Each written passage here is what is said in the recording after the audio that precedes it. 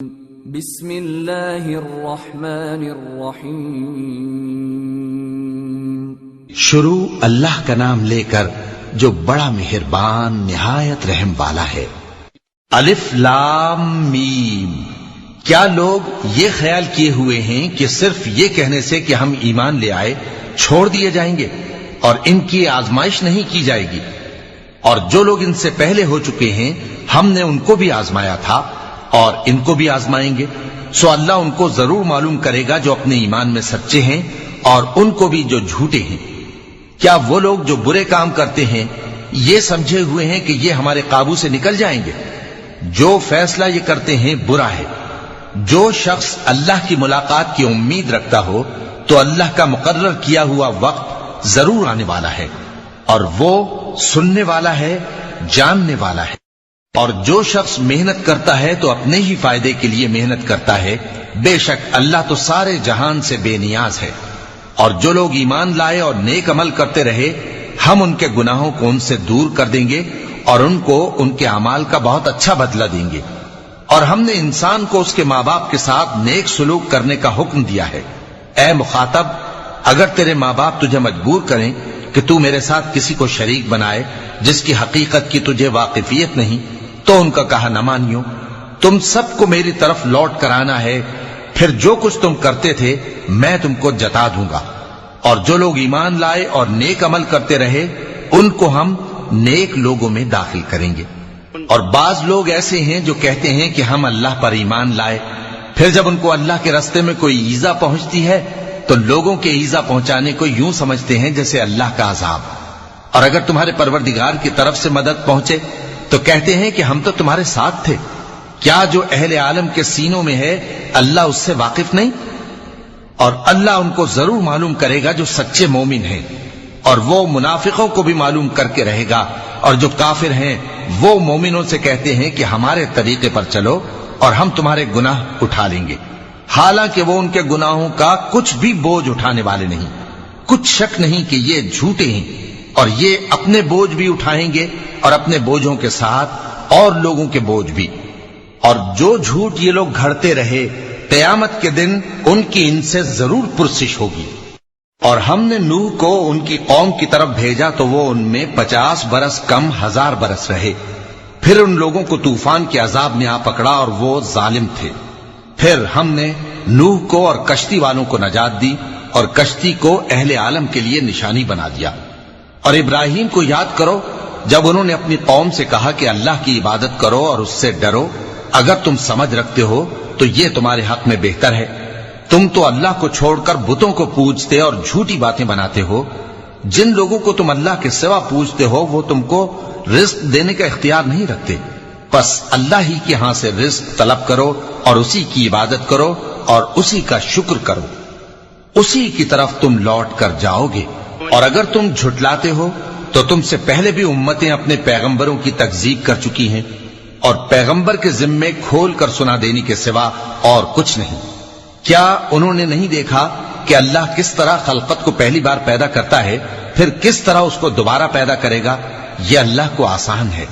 کہہ دو کہ ملک میں چلو پھرو اور دیکھو کہ اس نے کس طرح خلقت کو پہلی دفعہ پیدا کیا ہے، پھر اللہ ہی دوسری بار بھی پیدا کرے گا۔ بے شک اللہ ہر چیز پر قادر ہے۔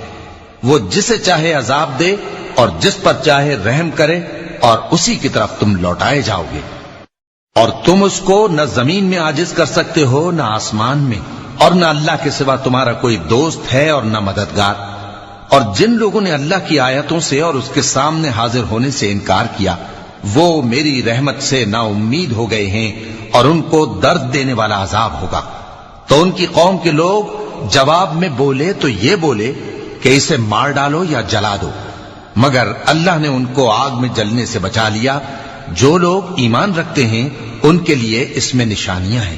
اور ابراہیم نے کہا کہ تم جو اللہ کو چھوڑ کر بتوں کو لے بیٹھے ہو تو دنیا کی زندگی میں باہم دوستی کے لیے، مگر پھر قیامت کے دن ایک دوسرے کی دوستی سے انکار کر دو گے اور ایک دوسرے پر لعنت بھیجو گے، اور تمہارا ٹھکانہ دوزخ ہوگا اور کوئی تمہارا مددگار نہ ہوگا۔ پس ان پر ایک لوط ایمان لائے اور ابراہیم کہنے لگے کہ میں اپنے پروردگار کی طرف ہجرت کرنے والا ہوں، بے شک وہ غالب ہے، حکمت والا ہے۔ اور ہم نے ان کو اسحاق اور یعقوب بخشے اور انہی کی اولاد میں پیغمبری اور کتاب رکھ دی، اور ان کو دنیا میں بھی ان کا صلہ عنایت کیا، اور وہ آخرت میں بھی نیک لوگوں میں ہوں گے۔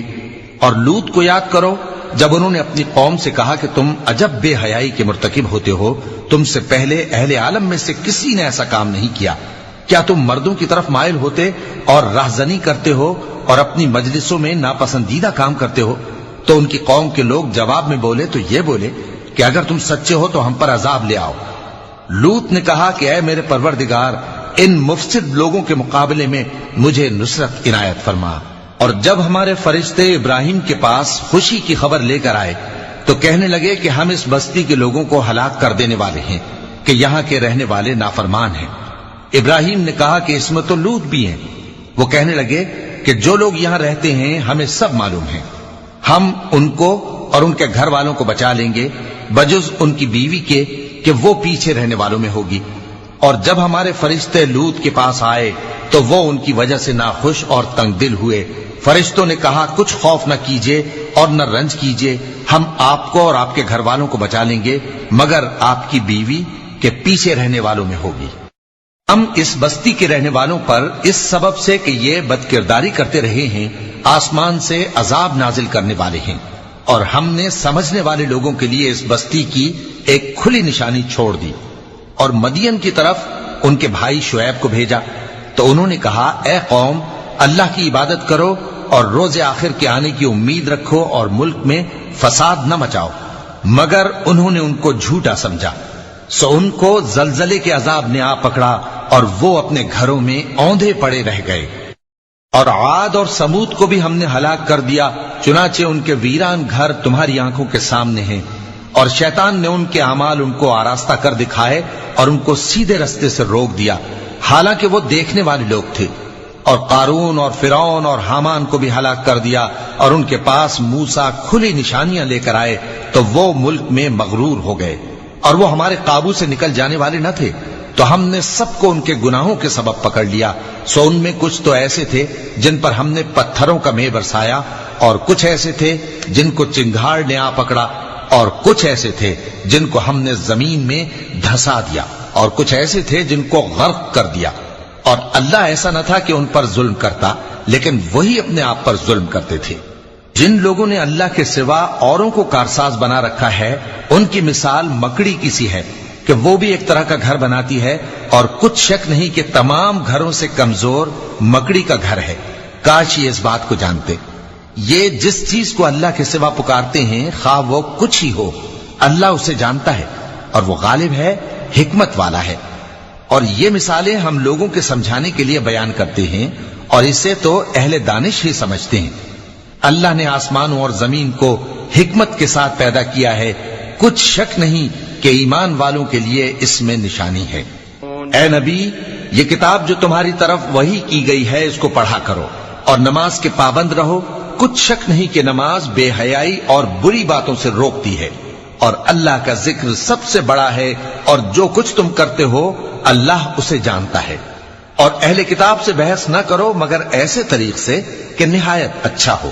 ہاں، جو ان میں سے بے انصافی کریں ان کے ساتھ اسی طرح مجادلہ کرو، اور کہہ دو کہ جو کتاب ہم پر اتری اور جو کتابیں تم پر اتری ہم سب پر ایمان رکھتے ہیں، اور ہمارا اور تمہارا معبود ایک ہی ہے، اور ہم اسی کے فرما بردار ہیں۔ اور اسی طرح ہم نے تمہاری طرف کتاب اتاری ہے تو جن لوگوں کو ہم نے کتابیں دی تھیں وہ اس پر ایمان لے آتے ہیں، اور بعض ان مشرک لوگوں میں سے بھی اس پر ایمان لے آتے ہیں، اور ہماری آیتوں سے وہی انکار کرتے ہیں جو ہیں ہی کافر۔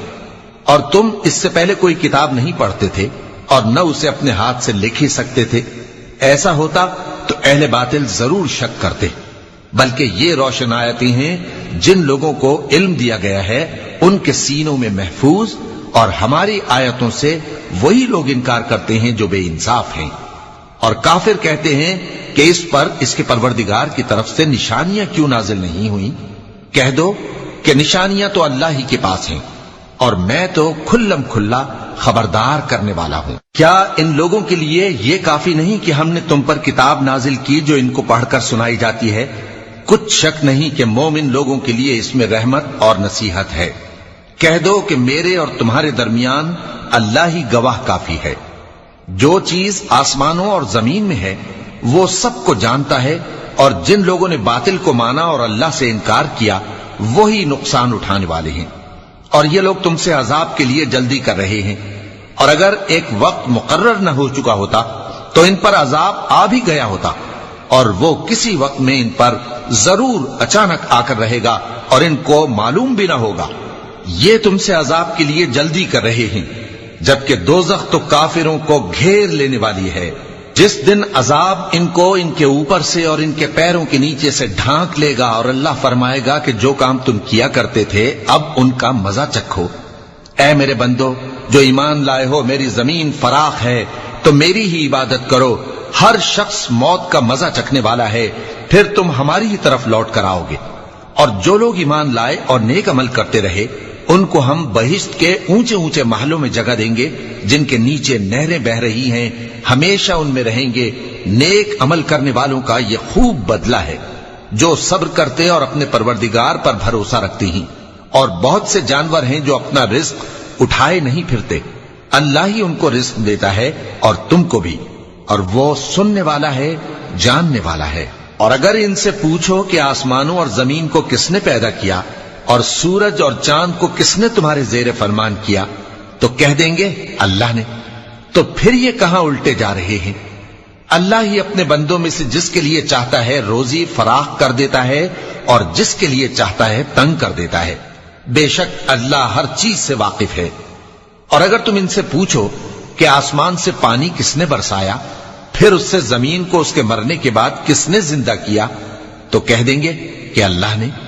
کہہ دو کہ اللہ کا شکر ہے، لیکن ان میں اکثر نہیں سمجھتے۔